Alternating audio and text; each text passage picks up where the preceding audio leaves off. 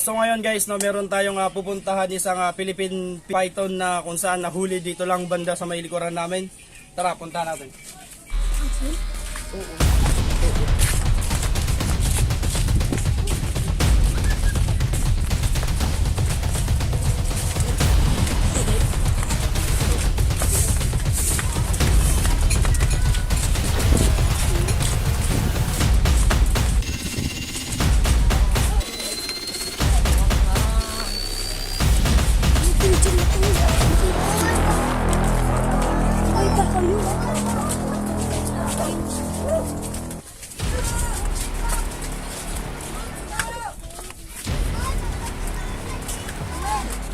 Ayo, Amin, bili mo muna yung ano sa diin na ipapaalam mo natin kayo na ba?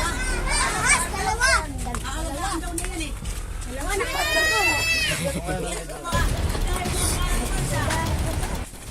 So ngayon ito guys, no? Yung kumbaga ano lang to, steady ka. Kuya. Ano lang to, inakay lang to. Nakita, dalawa to, ipakita natin yung isa. Oo. Tabi. Nakikita ba? Dalawang aso yan. Alis ko. Nakita ulit? Saan niya nakita, Pe? Yun yung isa. Doon? Ayan yung doon. Doon? So yun, kung mapapansin Sawayan. nyo, may nilagay akong tape dito. Pinuntahan ko na siya kanina. Nilagyan ko siya ng tape para hindi siya masyadong delikado at hindi siya masyadong hazard pag hinawakan. At huwag mo pisilin kasi pag to kasi na pisel or masaktan, ito ay talagang nangangagat pero wala naman to kabandag. Kumbaga ano lang to isang pala? dalawa. Ito yung dalawang nahuling Philippine python. Dito lang yan sa likuran. Kasi kung mapapansin nyo, yung likuran na to ay talagang masukal at merong mga kawayan kung saan doon sila naninirahan. Kasi nga sa ilalim ng kawayan ay napakalamig at ayan yung nagiging habitat nila. So ngayon sa mga gustong mag-rescue, pwede nyo puntahan dito para may settle natin sa magandang lokasyon itong Philippine python. Kasi kung tutusin marami pa dito eh. Marami pa dyan sa paligid na yan na mga ganito. Kumbaga inakay lang to eh. Ano lang to, ito yung anak ng Philippine Another one.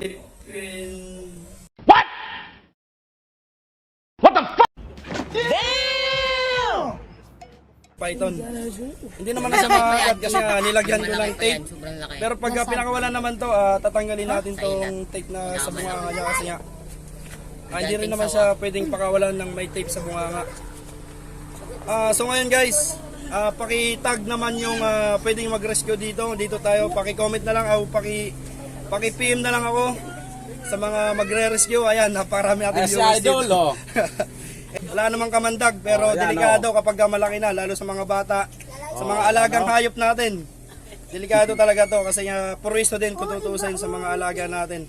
So ngayon, nandito lang to guys. Ito yung ano natin. Hanggat hindi pa to na-rescue, dito muna natin siya ilalagay.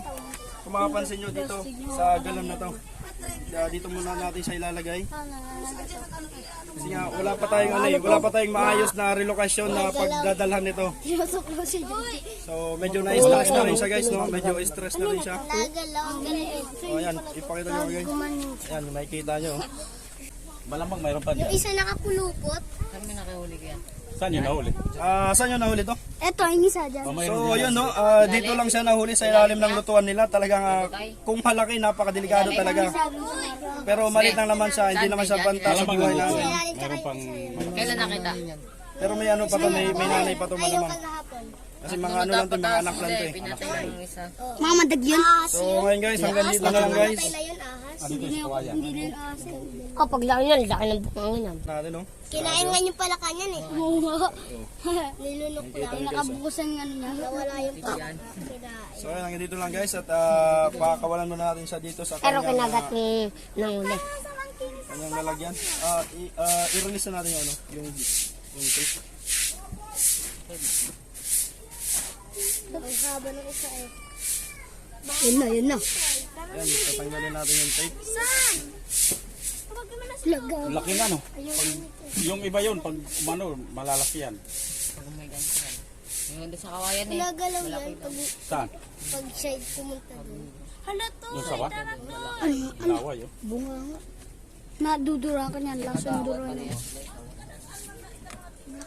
So yun lang guys. Thank you so much.